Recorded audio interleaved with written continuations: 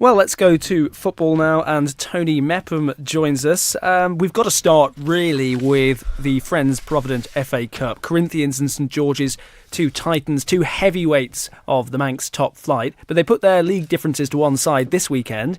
But it doesn't really mean anything because they come against each other for a place in the FA Cup final. This is going to be a massive fixture. Will it also give us an indication of who will win the Premier League this season as well? I think it will. I think Peel are going to be involved in it.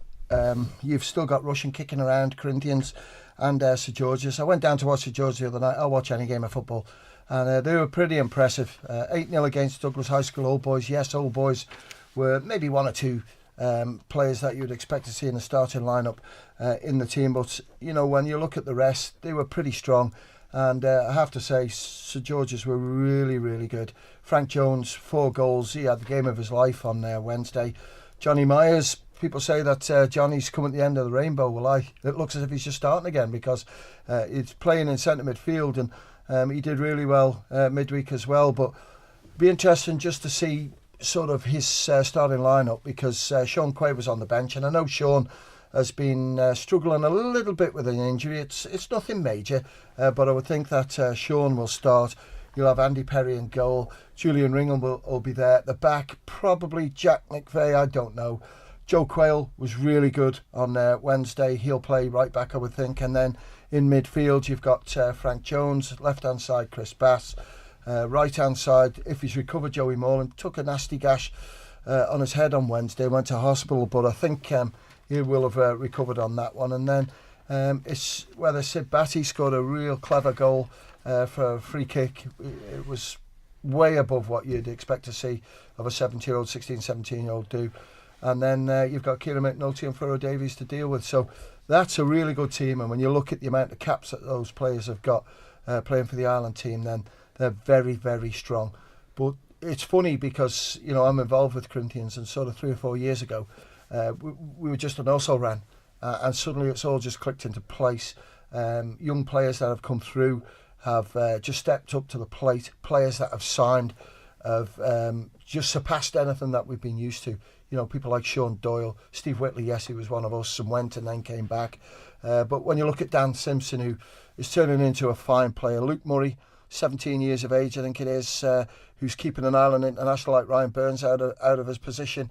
And it's a right good battle coming on. And then when you chuck in the form of Tom Collister, you've got Cameron Lee, who he plays at the back, I'm not too sure. Darren Kane will probably play left-hand side, but then you've got, you know, people like Phil, who's come in, Fogel, Callum Campbell on that right-hand side, Phil Kelly is in there, and then Tom Smith as well. It's set up for an absolute classic game. Now, you're going to say to me, Chris, where's it going to go?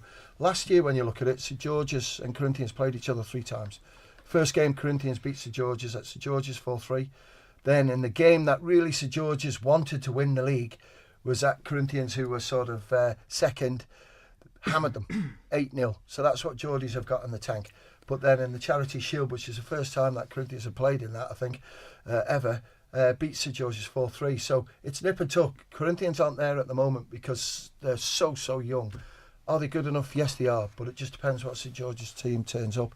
And if it turns up like they did on Wednesday, then look out, they were really good. I wasn't actually going to ask you which way you feel this game would go, because I think it is, I mean, they're the top 2 in the Premier League. This is obviously cup action. It does mean there's a different purpose, different motive to win. It's for a place in the FA Cup final. But one thing I do want to try and analyse or try and predict is how Corinthians will set up, because I think if you're a neutral and you're looking at this fixture, you would feel that St George's, regardless of Corinthians being top of the Premier League, albeit having played a game more than St George's, you would feel St George's are the favourites given their recent success.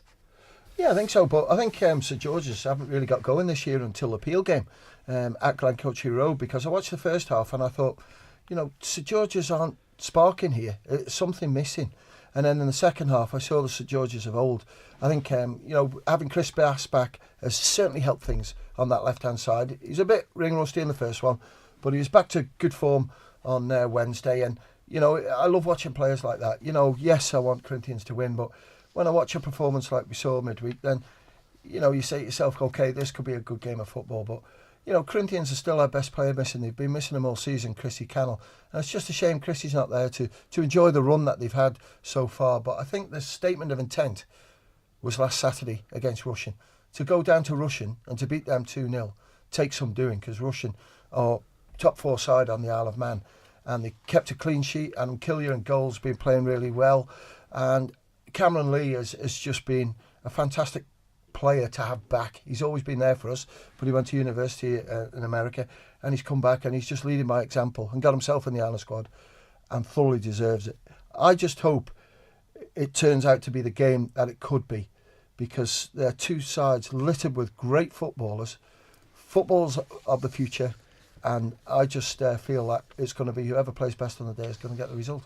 Well, Cameron Lee, such a magnificent presence to have in your back four. There's also Peel versus St John's in the other semi-final tomorrow. Just briefly, which way do you see this one going? You have to say that Peel would be favourites, but again in the Cup, anything can happen. It's like sport in general, Tony. Well, it can, and you can have no excuse, excuse me, tomorrow with the pitch, because Peel's pitch is in great condition. It just depends how they're going to play it up front. Will it be Sean Kelly?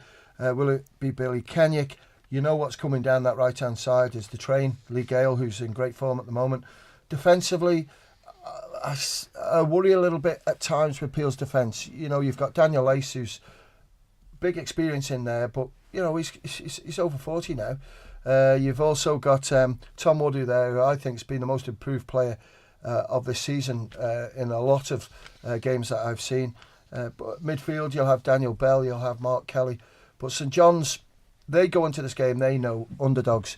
Rick Holden knows the Peel players, he knows the dangers, and with Alex Holden back in there as well, then that gives them an outlet. It releases Rhys Oates a little bit. And I was impressed with Paul Whitehead a couple of weeks ago when I watched him play against Castletown. Yes, you're right, Peel are probably the favourites. Can St John's beat them? Yes, they can. So 2 great semi-finals.